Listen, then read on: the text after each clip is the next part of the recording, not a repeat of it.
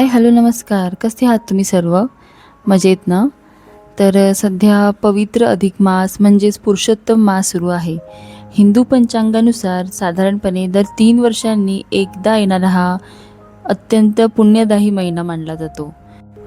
या महिन्याला पुरुषोत्तम मास असेही म्हणतात आणि हा भगवान कृष्ण आणि भगवान विष्णू यांना समर्पित आहे. या काळात पूजा, जप, व्रत, दान आणि धार्मिक ग्रंथाचे वाचन केल्याने विशेष पुण्य लाभते, अशी श्रद्धा आहे. तसं पाहिलं तर माझं माहेर फार काही लांब नाही, पण अशा पवित्र आणि महत्त्वाच्या महिन्यात माहेरी येण्याचा आनंद काही वेगळाच असतो. आईच्या सहवासात आणि घरात भक्तिमय वातावरण आणि जुन्या आठवणीमध्ये रमून जाण्याची ही सुंदर संधी असते. आईसोबत पूजा करणे, तिच्या हाताचा प्रेमाने बनवलेला स्वयंपाक खाणे आणि बालपणीच्या आठवणी पुन्हा जगणे, हे सगळं मनाला खूप समाधान देतं. अधिक मास आपल्याला भक्ती, संयम, सेवा आणि सकारात्मकतेचा संदेश देतो. तसं तर आज मी संध्याकाळीच माहेरी आलेले होते. आई आणि पिहूची सुंदर पूजा सुरू आहे. बघा ना, पिहू किती मन लावून आणि भक्तिभावाने पूजा करत आहे. लहान मुलांच्या निरागस भक्तीत एक वेगळीच पवित्रता असते. अशा क्षणांमुळे घरात आनंद, शांतता आणि सकारात्मक ऊर्जा भरून येत जाते. लहान मुलांना आपण अगदी लहानपणापासूनच चांगले संस्कार दिले, देवांविषयी श्रद्धा निर्माण केली आणि भक्तीचं महत्त्व समजून सांगितलं, तर ते संस्कार त्यांच्या आयुष्यभर सोबत राहतात. थोडं जरी प्रेमाने शिकवलं, देवांचं नामस्मरण, प्रार्थना आणि भक्तीची गोडी लावली, तर त्या मुलांच्या मनात सकारात्मक विचार, संयम आणि चांगल्या मूल्यांची प्रेरणा होते. अशा संस्कारामुळे मुलं केवळ धार्मिकच होत नाही, तर जीवनात नम्रता, कृतज्ञता आणि योग्य मार्गावर चालण्याची प्रेरणा त्यांना मिळते. तर पूजा झाल्यावर मम्मीने प्रेमाने गरमागरम चहा बनवला आणि हा चहा कुल्हड़च्या कपात मिळाला की त्याची मजाच काही वेगळी असते. मातीच्या कपातून येणारा हलका सुगंध, चहाची चव, प्रत्येक घोट अगदीच आनंदी बनवतो. खरंच माहेर म्हणजे फक्त घर नाही, तर प्रेम, भक्ती, आठवणी आणि छोट्या छोट्या क्षणात दडलेला एक मोठा आनंद असतो. आम्ही सगळ्यांनी मिळून मस्त गरमागरम असा चहा एन्जॉय केला. गप्पा, हसा, चहाचा असा प्रत्येक घोट संध्याकाळ आणखीनच खास बनवत होतं आणि इकडे पिहूची तिच्या मामासोबत मस्ती सुरू होती. सोबतच इकडे किचनमध्ये मम्मीची उद्याच्या जेवणाची खास तयारी सुरू आहे. स्वयंपाकघरात एका बाजूला उद्याच्या जेवणाची तयारी, तर दुसऱ्या बाजूला गप्पा आणि हसण्याचा आनंद. घरात एक वेगळीच उत्साहाची लगबग सुरू आहे. आणि माझं म्हणाल तर माहेरी आल्यावर काही विशेष कामही नसतं. फक्त मस्त आराम करायचा, आईच्या हातचं स्वादिष्ट जेवण खायचं, गरमागरम चहा प्यायचा आणि सगळ्यांसोबत गप्पा मारत वेळ घालवायचा. माहेरी आल्यावर तुमचा पण असाच रुटीन असतो का? ते कमेंटमध्ये नक्की सांगा. तर इकडे मम्मी अगदी प्रेमाने उद्याच्या पुरणपोळीचा तयारी करत आहे.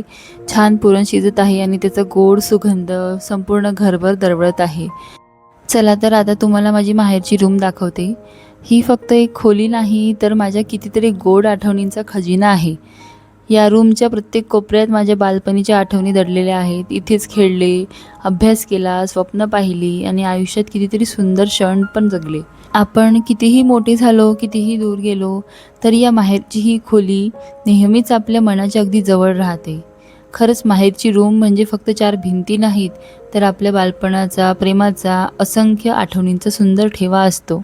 आता तर या रूमचं पूर्ण रेनोव्हेशन करून तिला खूप सुंदर आणि आकर्षक रूप दिलेलं आहे.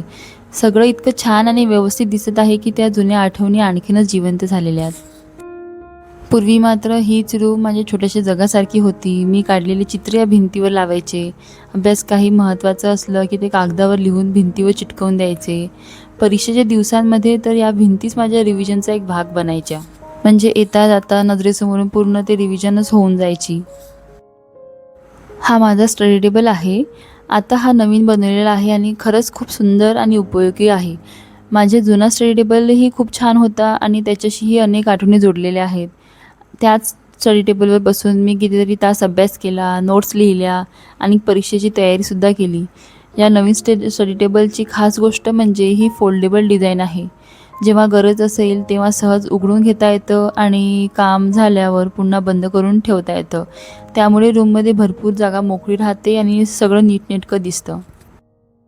आणि खरंच आजकाल अशा स्मार्ट आणि स्पेस सेव्हिंग आयडियाज खूप उपयोगी पडतात. सध्या माझ्या भावाची अशी गिफ्ट पॅकिंगची लगबग सुरू आहे.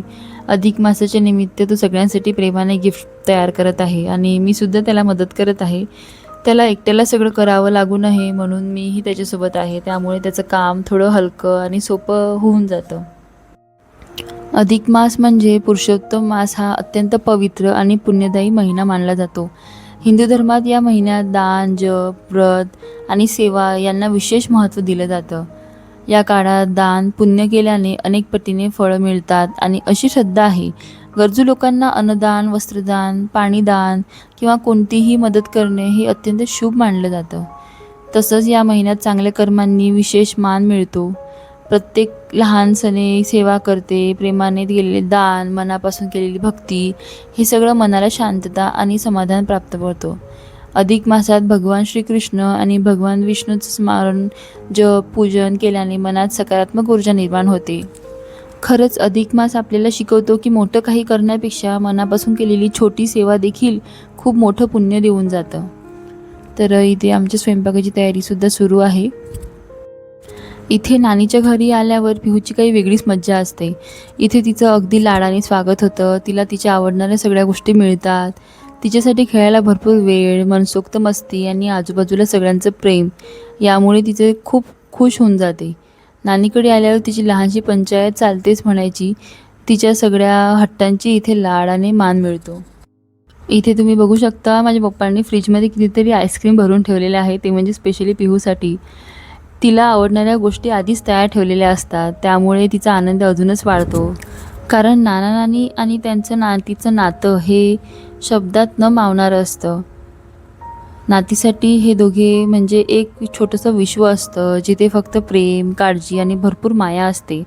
नातीच्या प्रत्येक हट्ट ते हसत पूर्ण करतात आणि तिच्या प्रत्येक हास्यात त्यांचा एक आनंद लपलेला असतो. खरंच नाना नानी म्हणजे ते प्रेम फक्त नातवंडांसाठी आशीर्वादासारखं असतं, जे आयुष्यभर आठवणीत राहतं. आणि आम्ही आज मस्त असं छान रात्रीचं जेवण एन्जॉय करून घेतलेलं. जेवणानंतर थोडंसं गोड खाणं म्हणजे दिवसाची परफेक्ट एंडिंगच म्हणायची. सगळे मिळून हसत खेळत आईस्क्रीमचा असा मनसोक्त आनंद घेतोय. तुम्हाला माझा हा आजचा माहेरचा व्हिडिओ कसा वाटला ते कमेंटमध्ये नक्की सांगा. व्हिडिओ आवडला असेल तर लाईक करा, शेअर करा आणि चॅनलला सबस्क्राईब करायला विसरू नका. भेटूया पुन्हा नवीन एका व्हिडिओमध्ये. तोपर्यंत बाय.